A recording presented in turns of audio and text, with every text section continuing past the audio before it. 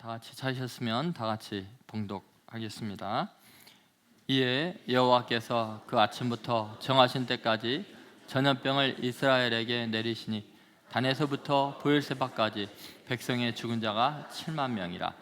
천사가 예루살렘을 향하여 그의 손을 들어 멸하려 하더니 여호와께서 이 재앙 내리심을 뉘우치사 백성을 멸하는 천사에게 이르시되 족하다, 이제는 내 손을 거두라 하시니 여호와의 사자가 여부스 사람 아라우나의 타작마당 곁에 있는지라.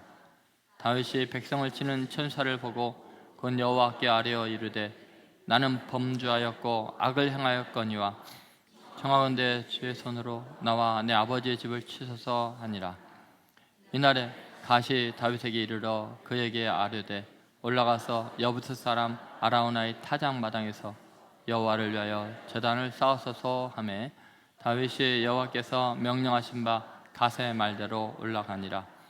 아라우나가 바라보다가 왕과 그의 부하들이 자기를 향하여 건너옴을 보고 나가서 왕 앞에서 얼굴을 땅에 대고 절하며 이르되 어찌하여 내 주 왕께서 종에게 임하시나이까 하니 다윗이 이르되 내게서 타작마당을 사서 여호와께 제단을 쌓아 백성에게 내리는 재앙을 그치게 하려 함이라 하는지라.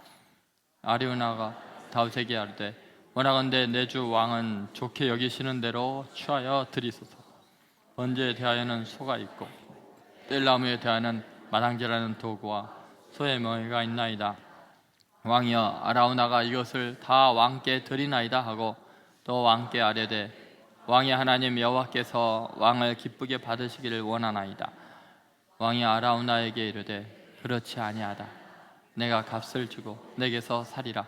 값 없이는 내 하나님 여호와께 번제를 드리지 아니하리라 하고 다윗이 은 50세겔로 타작마당과 소를 사고 그곳에 여호와를 위하여 제단을 쌓고 번제와 화목제를 드렸더니 이에 여호와께서 그 땅을 위한 기도를 들으시매 이스라엘에게 내리는 재앙이 그쳤더라. 아멘.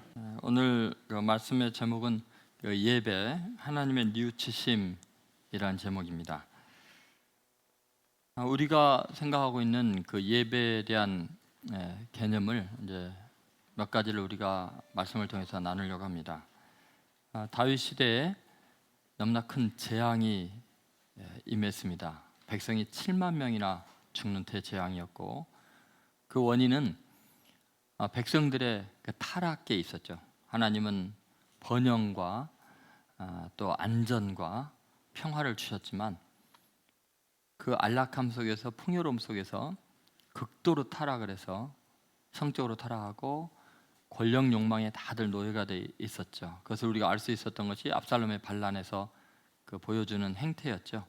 예루살렘성을 점령하고 첫 번째 행한 게 뭐예요? 다윗 왕의 10명의 후궁을 그 아들 왕자가 욕보이는, 그것이 그 승리를 쟁취하고 그들이 첫 번째 보인 증상이었고요. 그 다음에도 계속해서 세바의 반란을 비롯해서 계속된 그 반란이 있습니다. 다윗 왕조 때 가장 완벽한 상황 속에서 하나님의 모든 걸 은혜로 주신 풍요로움과 평안 속에서 그 백성들의 모습이 그랬고요. 그리고 그 백성을 심판하기 위해서 하나님께서 다윗의 마음에 교만한 마음을 줘서 백성의 수를 세게 하였죠. 그리고 그 결론으로 하나님의 심판이 임하게 되었고 이제 재앙이 내리게 됩니다. 그럼 이 재앙이 단 3일에 진행이 되더라도요, 전멸할 수 있는 무서운 재앙이었습니다. 전염병이 도는 거였고 하나님의 심판에 이제 천사가 칼을 들고 예루살렘을 완전히 멸망시키려는 그 위기 속에 있었습니다. 그 절망적인 상황 속에서 갑자기 예배라는 요소가 등장을 합니다. 완전히 다 멸망당할 수 있는 그 순간에 하나님께서 갑자기 뉘우쳤다라는 표현을 하고 그리고 예배를 명령하시죠. 그리고 그 예배를 통해서 모든 재앙이 완전하게 종결되고 새로운 시대가 열리기 시작합니다. 그 예배라는 것이 얼마나 놀라운 은혜의 사건인가, 그 예배가 도대체 어떻게 가능했는가. 지금 이 시대에 근본적인 치유책이 뭔가를 다시 한번 생각해 볼 필요가 있습니다. 그것은 예배의 회복입니다. 예배가 뭔지를 정말 깨닫고 그 예배를 온전하게 드림으로 말미암아 궁극적으로는 모든 것이 해결될 수 있는 어마어마한 은혜가 임할 줄로 믿습니다. 그래서 우리가 이제 몇 가지 생각해 볼까요? 첫 번째는 예배 효과라는 거죠. 예배가 얼마나 엄청난 그 능력이 있는가? 그것은 예배는 재앙을 막는 능력이 있어요. 예배 효과는 재앙을 막는 예배라는 거죠. 여러분, 어떻게 이 시대에 여러 가지 재앙이 있고 또 외교적인 문제나 국내적인 정치의 문제나 또 개인적인 갈등의 문제나 또 교회에 여러 가지 문제들이 있는 이 모든 것들이 결국은 재앙을 지금 자초하고 있고 불러오고 있다는 것을 우리는 다 알아요. 그런데 어디서부터 어떻게 손을 써야 될지는 모르겠거든요. 지금 이 사회가 그리고 우리나라의 공동체 전체 속에서 일어나고 있는 각 분야에서 일어나고 있는 어마어마한 그 재앙들을 어디서부터 손대야 될지 몰라요. 왜냐하면 다 의견이 달라요. 극과 극으로 다릅니다. 도대체 이 문제를 해결하는 방법이 뭘까? 놀랍게 오늘 성경 말씀의 21절에 보면 이렇게 이야기를 하죠. 같이 한번 읽어보겠습니다. 이르되 어찌하여 내 주 왕께서 종에게 임하시나이까 하니 다윗이 이르되 내게서 타작 마당을 사서 여호와께 제단을 쌓아 백성에게 내리는 재앙을 그치게 하려 함이라 하는지라. 여러분, 지금 다윗이 무슨 이야기를 하냐면 이미 가시 이야기했듯이 지금 이 백성에게 내리는 재앙을 그치게 하는 것이 제단을 쌓는 거라는 거예요. 하나님께 예배를 드리면 이 재앙을 그치게 하겠다, 그렇게 이야기를 하죠. 여러분, 이것이 의미하는 바가 뭘까요? 여러분, 우리가 물리적인 어떤 사건을 경험할 때 그 사건의 궁극적인 촉발 원인이 물리적인 것이 아닐 수 있다는 거예요. 그것이 정신적일 수도 있고 더 나아가면 그 영적인 문제일 수 있다는 거예요. 그러니까 궁극적으로 근본을 치유하는 것이 중요한데, 그래서 물리적인 사건의 그 원인이 영적일 수 있고, 그래서 영적인 문제가 해결이 돼야만 증상이 또 심판이 멈출 수 있다는 것을 의미하죠. 예를 들어 봅시다. 여러분, 로마 제국은 인류 역사상 가장 완벽한 법과 제도와 군사력으로 도저히 무너지지 않을 것 같은 강력한 제국을 형성했습니다. 그런데 로마 제국이 한번 무너지기 시작하는 그 순간에요, 그 어마어마한 제국이 불과 100년도 안 돼서 그냥 폭삭 망하게 되는데 도저히 그걸 설명할 방법이 없었던 거예요. 어떻게 이렇게 강대한 제국이 무너질 수 있을까? 그것도 채 100년이 안 돼서. 에드워드 기본이 그 로마 제국의 멸망의 원인에 대해서 이렇게 분석을 했습니다. 첫 번째, 이혼의 증가, 가정의 파괴. 두 번째, 과다한 세금 부담과 지나친 소비 풍조. 세 번째, 쾌락의 욕구 증가와 스포츠의 잔혹화. 네 번째, 점증하는 적의 위험에 대처하기 위한 군비의 증강. 다섯 번째, 종교가 다양하고 혼란한 형태들로 타락하였으며 그로 인하여 국민을 단일한 신앙으로 통일시킬 수 없게 된 거죠. 그러니까 종교의 타락이죠. 여러분, 이거 지금 읽으면서 로마 제국에 대한 이야기 같아요? 지금 우리의 이야기 같아요? 지금 우리가 어떤 자리에 와 있는가 한번 생각해 보세요. 우리나라가 지금 로마 제국만큼 강력한 군사력을 가지고 있고 법과 제도가 탄탄합니까? 여러분, 이 위험 요소들, 모든 것이 무너지는 요소들을 한꺼번에 다 갖고 있는 게 지금 우리 시대입니다.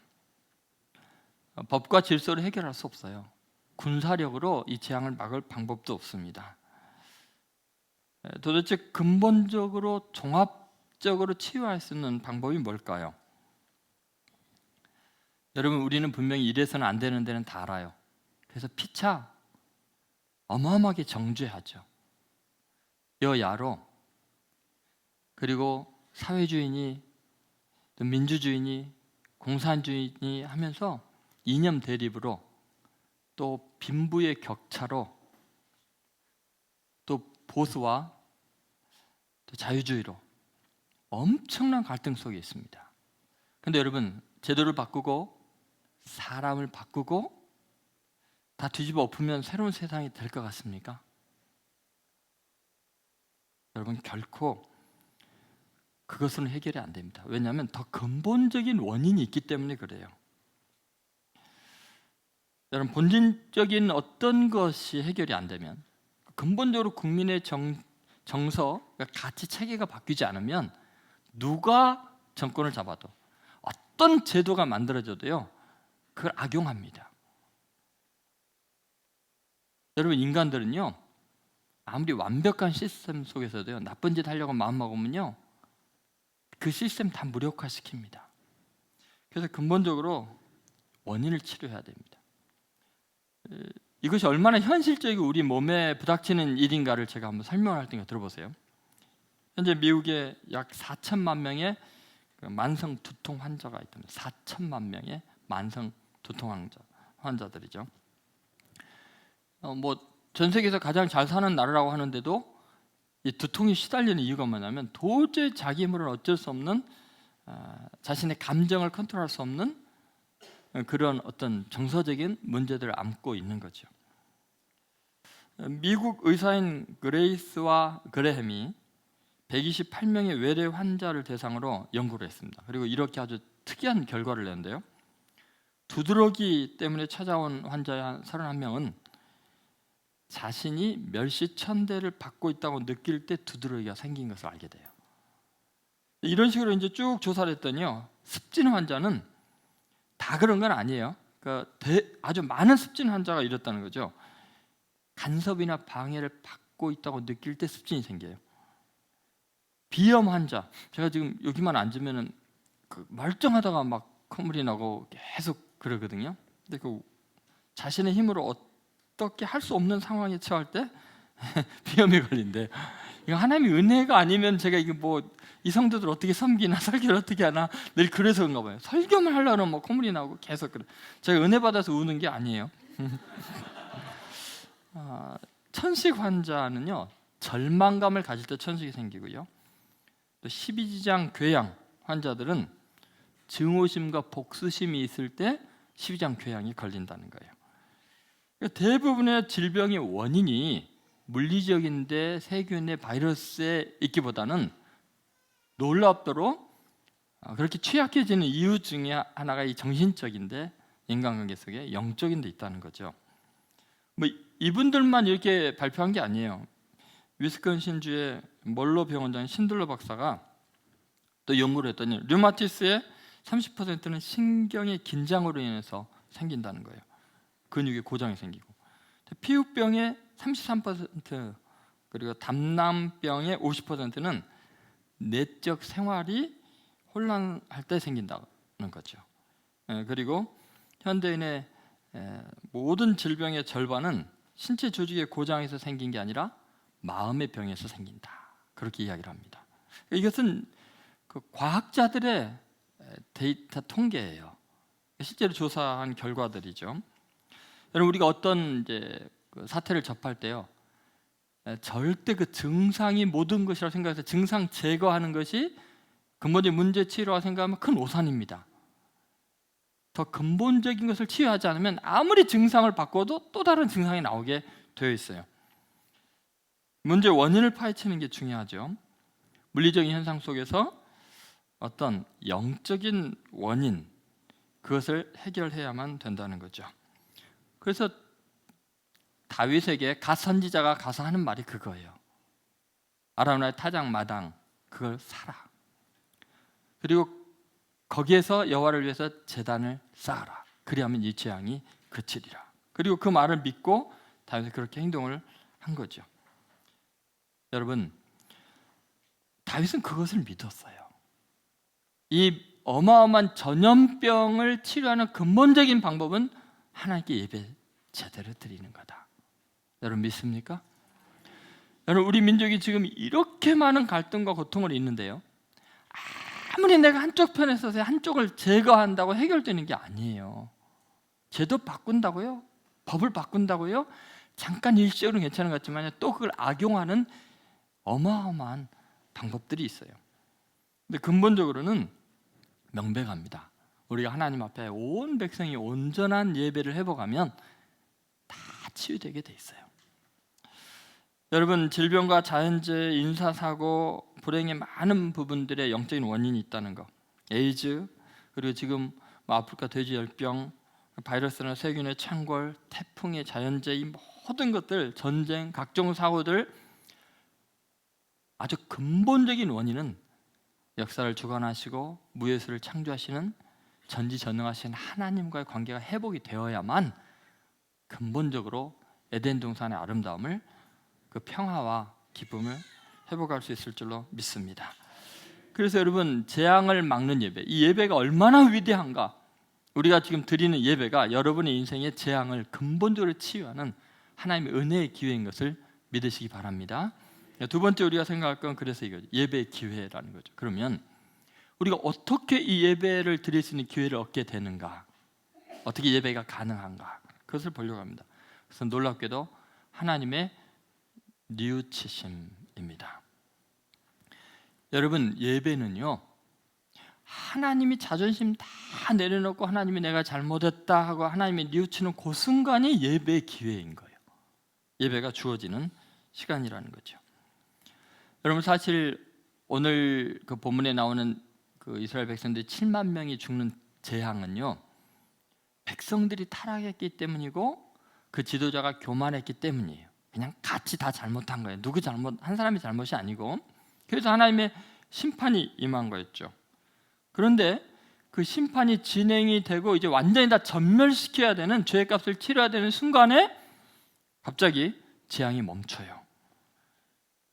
그런데 그 재앙이 멈추는 순간이 언제 시작이 되냐면 하나님의 뉘우치심으로 재앙이 멈춰요. 자, 한번 16절 말씀 같이 한번 읽어보도록 하겠습니다.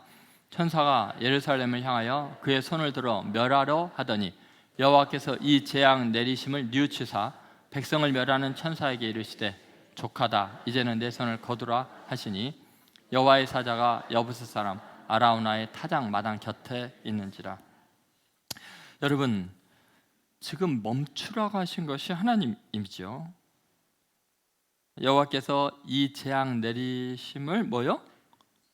뉘우치사, 이렇게 나오죠. 그리고 백성을 멸하는 천사에게 족하다, 이제는 내 손을 거두라, 이렇게 이야기를 합니다.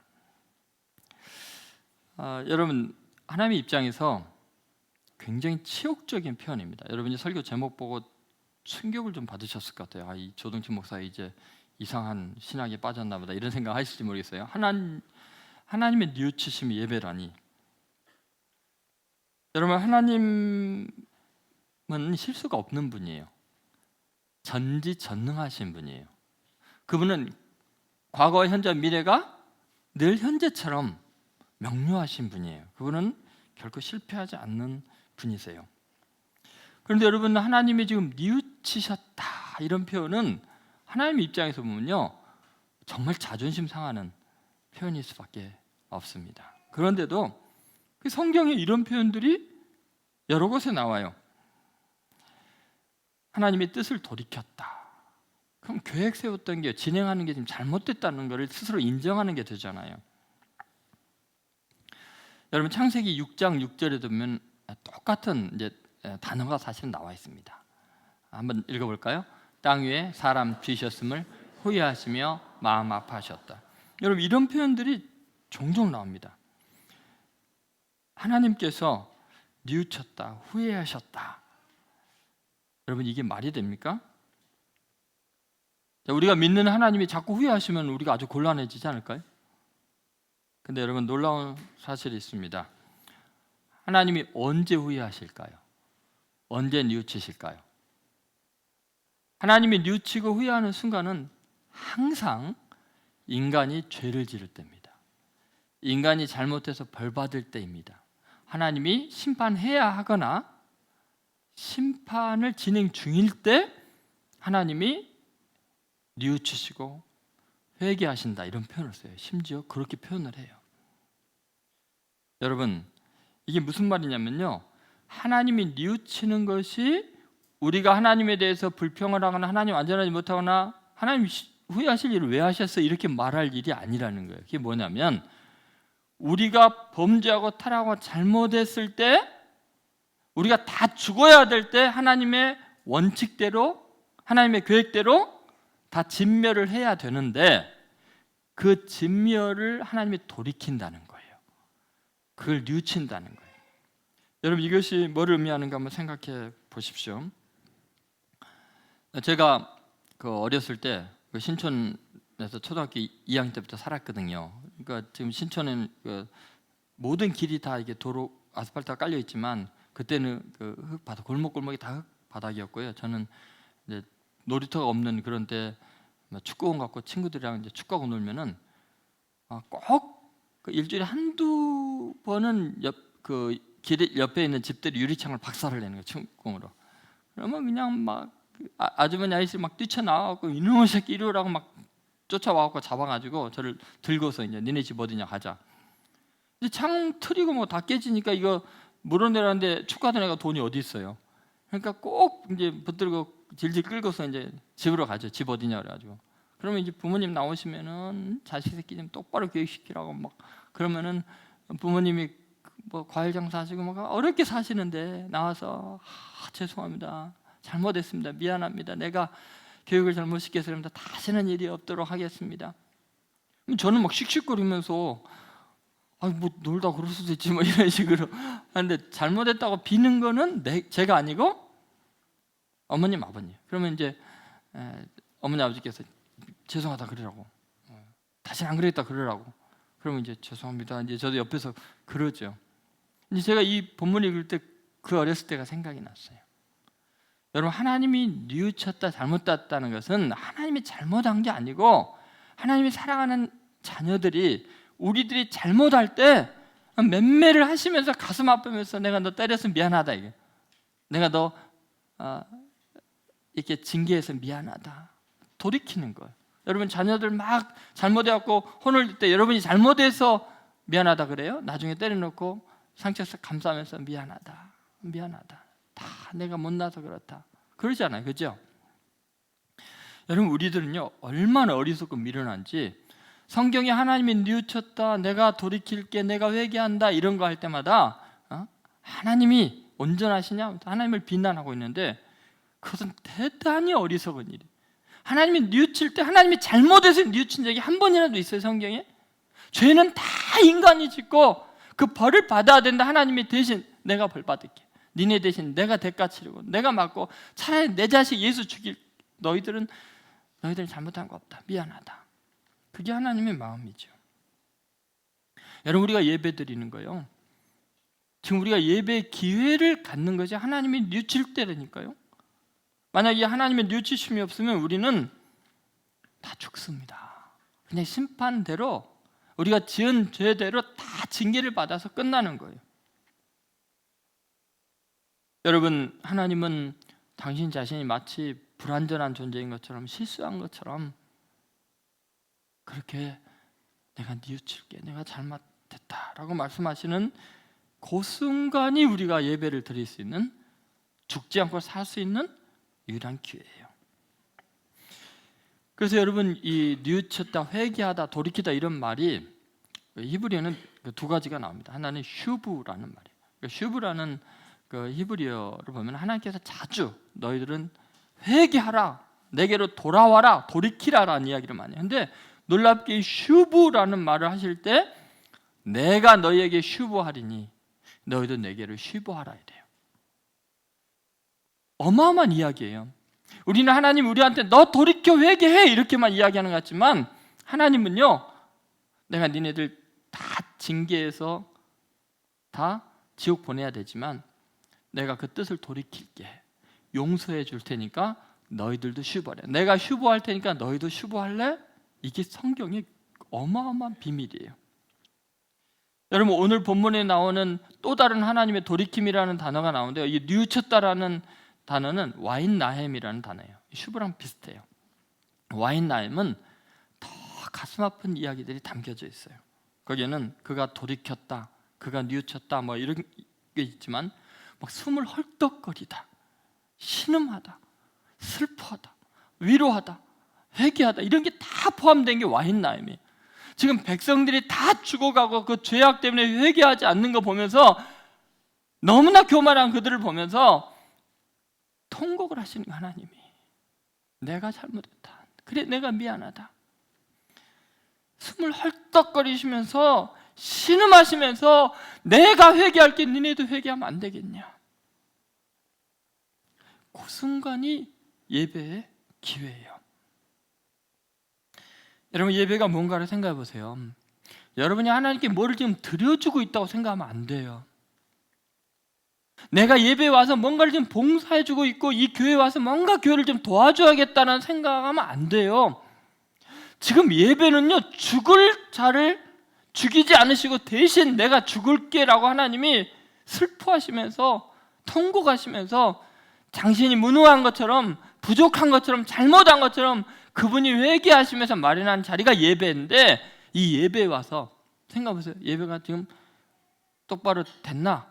경건하게 됐나? 거룩하게 드리나? 예배 순서에 뭐가 잘못됐나? 이거 생각하고 있다는 게 말이 되냐고요.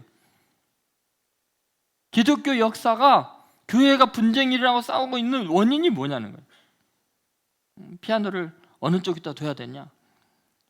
기타를 쓰냐 안 쓰냐? 이런 걸로 예배를 바르게 드릴 수 있다고 생각하는 것 자체가 예배가 뭔지를 모르는 거예요. 여러분, 만약에 하나님께서 뜻을 돌이키지 않고 그분의 법대로, 정의대로, 옳은 대로, 계획대로 진행하셨으면요, 우리에게는 예배 기회가 없어요.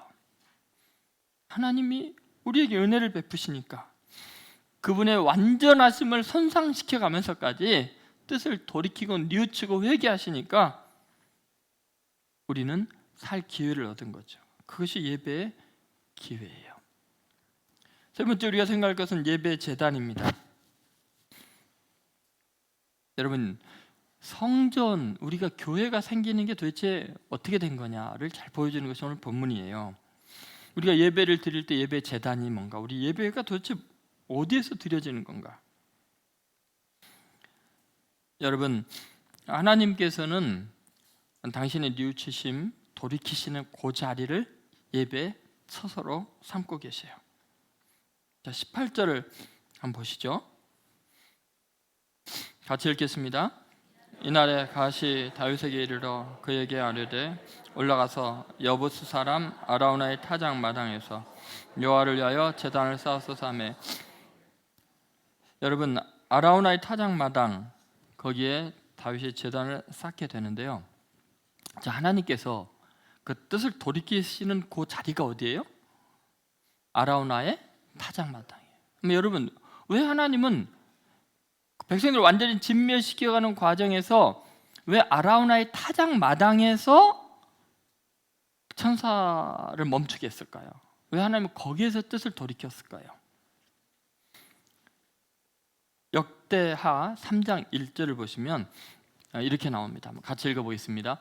솔로몬이 예루살렘 모리아산에 여호와의 전 건축하기를 시작하니 그곳은 전에 여호와께서 그의 아버지 다윗에게 나타나신 곳이요 여부스 사람 오르나의 타작마당에 다윗이 정한 곳이라. 하나님께서 왜 아라우나의 타작마당에서 뜻을 돌이키시고 바로 거기에서 뭔가를 새롭게 시작하시는가를 알 수 있죠. 그게 뭐라고 나왔어요? 솔로몬이 예루살렘 어디에요? 모리아 산에 여호와의 전을 건축하기 시작했다. 여러분, 모리아 산 하면 창세기에 뭐가 떠올라요? 창세기 22장에 아브라함이 자기의 외아들 독자 이삭을 하나님 앞에 바치라고 하나님이 명령한 그 산이에요. 그 모리아 산에서 자기 아들을 잡으려고 제물로 번제를 바치려고 할 때 하나님이 멈추라 하시고서 너가 내 아들 내 사랑하는 독자 이삭을 내게 아끼지 아니하였으니 이제야 너가 나를 사랑하는 줄 아노라. 그리고 거기에 하나님께서 순양이 뿔에 걸려서 꼼짝 못하게 준비를 해놓으셨죠. 그래서 자기 죽어야 되는 이삭을 아브라함은 살리고 대신 하나님이 예비한 순양이 대신 번제물이 되고 죽임을 당한 바로 그것이에요. 너가 너 외아들 독자 이삭을 내게 아끼지 아니하였으니 이제 너가 나를 경유하는 줄 아노라. 여러분, 하나님은 바로 그 모리아산, 바로 거기에 자기 외아들 십자가에 못 박아 죽이셨어요. 그것이 예루살렘 성전이 있는 골고다 언덕에 있는 바로 그곳이에요. 다시 말해서 하나님은 예수님이 탄생하시기 훨씬 전에 지금 자기 외아들을 제물로 희생할 바로 그곳을 바라보고 계신 거예요. 왜 하나님이 아라우나 타작 마당에서 돌이키시냐면 과거와 현재와 미래가 늘 같은 하나님의 입장에서는 바로 그 아라우나 타작 마당에 예수님이 십자가를 보고 있는 거예요. 당신 자신의 외아들을 죽이는 그 자리에서 심판이 멈춰주는 거예요. 바로 그것이 솔로몬이 예루살렘 성전을 쌓은 곳이 되는 거예요. 여러분, 우리가 하나님께 예배드릴 수 있는 것은 그리스도의 십자가 때문에 가능해요. 그것은 예수님이 탄생하시기 전에 수천 년 전이나 예수님 이후에 수천 년 후나 하나님의 시선은 그리스도의 십자가에 있는 거예요. 그것이 우리가 예배드리는 장소예요. 이곳에서 예배드리든 저곳에서 예배드리든 하나님은 이 장소를 아라우나의 타작 마당으로 생각하시는 거예요. 골고다 언덕으로 생각하시고 예루살렘 성전으로 생각하시는 거죠. 여러분, 우리는요 예배를 어떻게 드리냐, 또 예배를 통해서 뭔가 하나님을 위해서 내가 뭐를 할 수 있다, 이런 생각들은 너무너무 예배를 모르는 거예요. 예수 그리스도의 십자가의 죽으심과 고난, 그 사건이 우리가 살 유일한 길이에요. 그리고 그 십자가를 기리는 것이 예배예요. 여러분, 주님이 가던 길을 멈췄던 그 아라우나의 타작 마당이 이 민족의 소망이에요. 여러분, 우리가 예배를 드리면서요 자기의 정치적인 신념과 자기가 생각하는 종교적인 거룩성을 성취하는 방편이 예배가 되면 안 돼요. 여러분, 이 예배를 드리면서 우리는 사회 정의를 부르짖을 수 있어요. 뭐 조국의 문제를 여기서 이야기할 수도 있어요. 세습 문제를 여기서 이야기할 수 있어요. 그런데 여러분, 우리는 예배를 통해 하나님의 정의를 내가 실행하겠다고 하는 것 자체가 예배가 뭔지를 모르고 내가 어떤 형편에 있는지를 모르는 거예요. 예배는 하나님, 완전하신 그분이 스스로 내가 잘못했다고 뉘우치고 회개하는 자리인데, 하나님이 회개한 그 예배당에서 다른 사람을 정죄하고 판단하는 것이 예배라고 생각한다면 희망이 없어요. 하나님이 용서하기 위해서 죄악된 우리를 죽을 자들 대신 자기 외아들을 죽일 각오를 하시면서 뉘우치시는 그 자리가 예배의 자리인데, 그 예배를 통해서 누군가를 정죄한다면 무슨 소망이 있겠어요? 그 예배를 통해서 자신들의 권력을 유지하고 돈을 더 벌고 명예를 유지하려고 한다면 그것은 예배가 아니에요.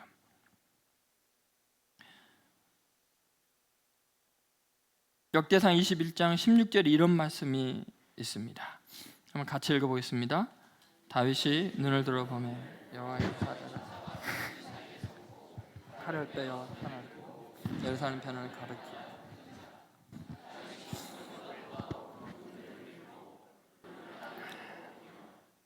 네, 여기 보면은 다윗이 장로들과 더불어 굵은 벨을 입고 얼굴을 땅에 대고 엎드려, 이게 예배 기회를 얻은 사람의 모습입니다. 우리가 하나님의 회개 앞에서 우리가 회개해야 되죠. 굵은 베옷을 입고 얼굴을 땅에 대야 되는데 우리는 판사의 옷을 입고 고개를 쳐들고 다른 사람을 정죄하는 바리새인과 서기관들의 짓을 서슴없이 하고 있습니다. 여러분, 우리가 하나님 앞에 예배드린다는 것은 멸망의 칼날을 멈추게 하는 어마어마한 은혜의 순간입니다. 만약 우리가 이 예배를 한 주 한 주 빠져나간다면 그것은 멸망의 가속도가 붙는 일입니다. 베옷을 입고 얼굴을 땅에 대고 엎드려서 하나님의 뉘우치심 앞에서 나는 더 뉘우치고 더 회개하고 자복하는 마음, 그것이 예배의 모든 것입니다. 미국의 9.11 테러가 났을 때 미국의 사립 고등학교들 그리고 공립고등학교에서까지 예배 운동이 일어났습니다. 사실은 케네디 대통령 때 종교의 자유를 인정하면서 모든 공립 대학 또 중고등학교에서 예배를 다 폐했어요. 그런데 9.11 테러 사건을 접하면서 온 국민이 다 정신적인 충격이 너무 크고 두려움과 공포가 확산이 되고 불안하기 시작했습니다. 많은 정신적인 상담 치유들이 진행이 되지만 함께 그 두려움을 극복할 수 있는 방법이 없었어요. 그래서 학생들이 두려워하는 걸 본 교사들이 모여서 먼저 예배를 드렸고 그 예배 드리는 것을 생중계를 해줬어요. 아이들이 그것을 보면서 자기네들도 예배를 드리기 시작을 했어요. 그런데 분명히 주 헌법을 어기는 것임에도 불구하고 반기독교 세력들이 단 한 명도 그것을 불평하지 못했어요. 왜냐하면 살 길이 예배밖에 없는 것을 그들이 안 거죠. 여러분, 예배를 금하고 나서부터 미국 사회는 급속도로 청소년들이 타락하고 총기 난사 사건이 있고 마약이 난무하게 되고 알코올 중독이 있고 죄악이 가득한 나라가 되어갔죠. 그것을 치유할 수 있는 방법은요, 어떤 제도도 아니에요. 예배 회복밖에 없었던 거죠. 여러분, 이 시대에 다시 한번 예배의 본질이 뭔지를 깊이 깨닫는 기회가 되기를 바라고, 우리 민족이 정말 구원받을 수 살 길은요, 하나님이 회개하는 요 순간에 우리가 회개하는 길밖에 없어요. 예배 정신을 회복함으로 치유와 회복이 근본적으로 일어나는 우리 민족, 또 여러분 개인의 삶이 되시기를 주의 이름으로 축원드립니다. 기도하겠습니다.